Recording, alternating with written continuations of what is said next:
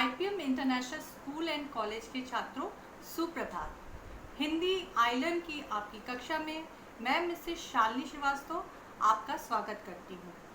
आज हम हिंदी लिटरेचर के अंतर्गत पाठ 15 मेलों और मिठाइयों का त्यौहार मकर संक्रांति पढ़ेंगे।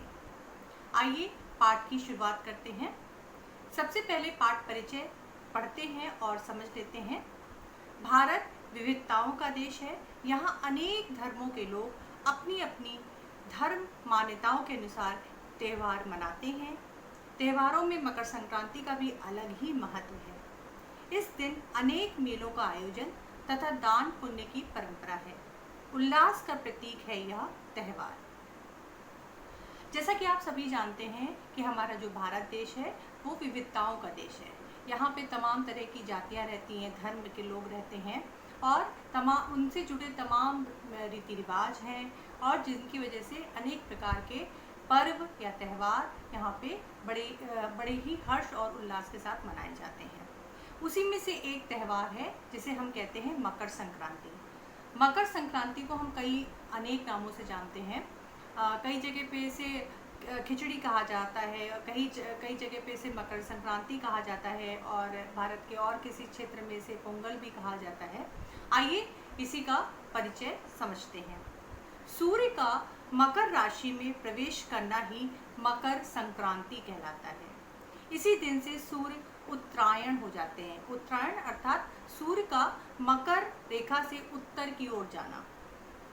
आसान शब्दों में समझ लेते हैं कि शास्त्रानुसार ऐसा कहा जाता है कि उत्तरायण के समय को देवताओं का दिन कहा जाता है और दक्षिणायन को देवताओं की रात कहा जाता है। अर्थात दक्षिणायन का जब समय होता है तो ऐसा माना जाता है, हिंदू धर्म में ऐसी मान्यता है कि हमारे जो देवता हैं वो उनकी रात्रि हो गई है और वो विश्राम करने चले गए हैं। इस तरह मकर संक्रांति देवताओं की सुबह होती है। इस दिन स्नान, दान, जप, तप, श्राद्ध तथा अनुष्ठान का बहुत महत्व है। कहते हैं कि इस मौके पर किया गया दान 100 गुना वापस फलीभूत होता है।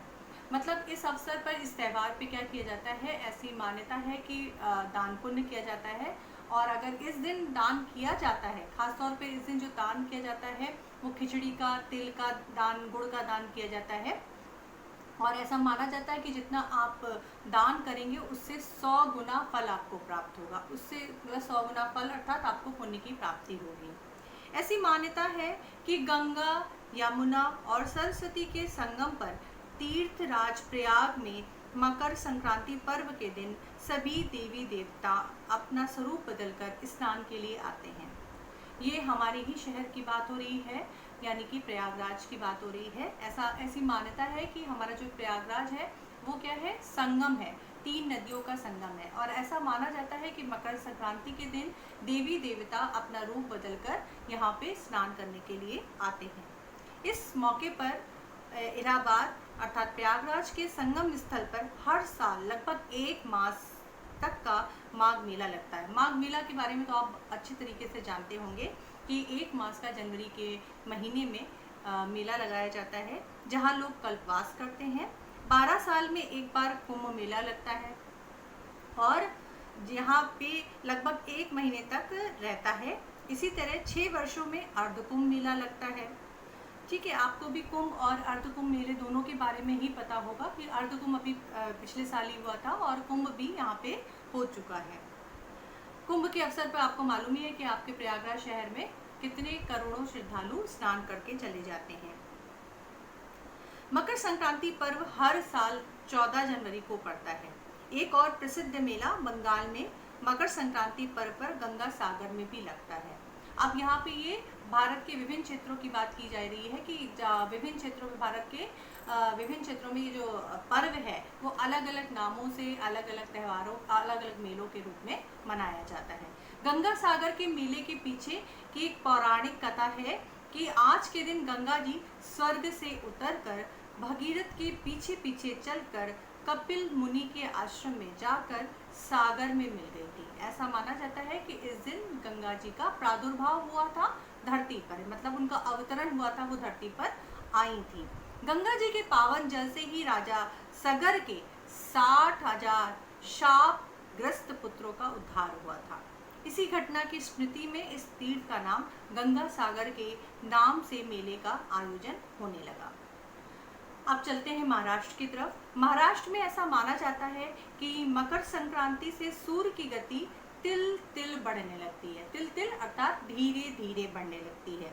इसलिए इस दिन तिल के बने मिष्ठान बनाकर एक दूसरे को बांटने की परंपरा है, या इस तिल का जो भी मिष्ठान पकवान है वो बना करके एक दूसरे को दिया जाता है। महाराष्ट्र और गुजरात में मकर संक्रांति पर्व पर अनेक खेल प्रतियोगिताओं का भी आयोजन किया जाता है। गुजरात में तो इस दिन पतंग बहुत उड़ाई जाती है। एक तरह से ये पतंग का पूरी तरीके से त्यौहार होता है और बहुत अच्छे से गुजरात में इसे मनाते हैं।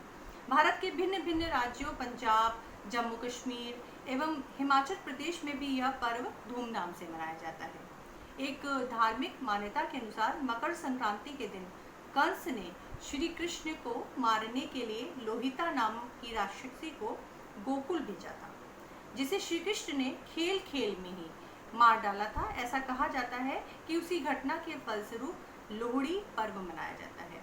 लेकिन लोहड़ी पर्व आपने देखा होगा, ये तो एक कथा है, लेकिन लोहड़ी पर्व आपने देखा होगा कि जो हमारा सिख समुदाय है वो मनाता है एक कृषक के रूप में, एक खुशी के पर्व के रूप में, कि इस दिन उनकी जो फसल होती है उसकी खुशी में वो मनाते हैं। और इसके अलावा हम दक्षिण की तरफ अगर चलते हैं तो दक्षिण भारत में मकर संक्रांति को पोंगल के रूप में मनाया जाता है। इस दिन तिल, चावल, दाल की खिचड़ी बनाई जाती है। उत्तर भारत में भी खिचड़ी बनाई जाती है। जैसा आप सभी को पता होगा कि आपके घर में भी 14 जनवरी खिचड़ी वाले दिन यानी मकर संक्रांति को खिचड़ी बनाई जाती है और तमाम तरह के उसके साथ पकवान बनाए जाते हैं। दक्षिण भारत में इस मौके पर बैलों की लड़ाई होती है, जिसे मट्टू पोंगल कहते हैं। तमिलनाडु में तमिल पंचांग का नया साल पोंगल ही होता है, मतलब वहाँ पे नया साल की शुरुआत मानी जाती है इस दिन। और राजस्थान की प्रथा के अनुसार, अब राजस्थान की बात करते हैं। राजस्थान की प्रथा के अनुसार इस दिन महिलाएं तिल के लड्डू तथा चूरमे के लड्डू बनाकर बुजुर्गों को देती हैं और आशीर्वाद प्राप्त करती है। बुजुर्गों अर्थात अपने बड़ों को देती हैं और उनसे अपना आशीर्वाद लेती हैं। इस राज्य में मुख्य रूप से दाल बाटी, चूरमा, खीर, पूरी आदि का भगवान को भोग लगाकर भोजन किया जाता है। कई जगहों पर दंगल का आयोजन किया जाता है। दंगल यानी कि कुश्ती का आयोजन किया जाता है। जयपुर में पतंग प्रतियोगिताएं भी होती हैं। संपूर्ण भारत में मनाया जाने वाला यह त्यौहार वास्तव में ही महत्वपूर्ण है। मतलब महत्वपूर्ण है कि मकर संक्रांति संपूर्ण भारत में मनाई जाती है, अर्थात ये भारत के सभी क्षेत्रों में। आप उत्तर की तरफ चले जाइए तो उत्तर की तरफ आपको ये लोहड़ी के रूप में, खिचड़ी के रूप में दिखाई देता है। आप गुजरात की तरफ चले जाते हैं तो वहाँ पे आपको देखने को मिलता है कि इसे पतंग प्रतियोगिता के रूप में, उत्तरायण के रूप में मनाया जाता है। दक्षिण में पोंगल के रूप में मनाया जाता है और राजस्थान में भी इसको मनाया जाता है। तो ये एक तरीके से संपूर्ण भारत में मनाया जाता है जो ये मकर संक्रांति का त्यौहार है। तो इसलिए ये इसका विशेष महत्व है भारतीय सभ्यता और संस्कृति में। तो इस प्रकार से हमारा ये पाठ यहाँ पे समाप्त होता है और इसमें पेज नंबर 94 पे यानी 94 पे शब्दार्थ दिए हैं, इनको आप याद करिएगा और इसके जो भी प्रश्न उत्तर है इनको भी रेखांकित किया गया है, इसको भी आप देख लीजिएगा। उम्मीद करती हूँ, आशा करती हूँ कि आपको ये पाठ समझ में आ गया होगा। धन्यवाद।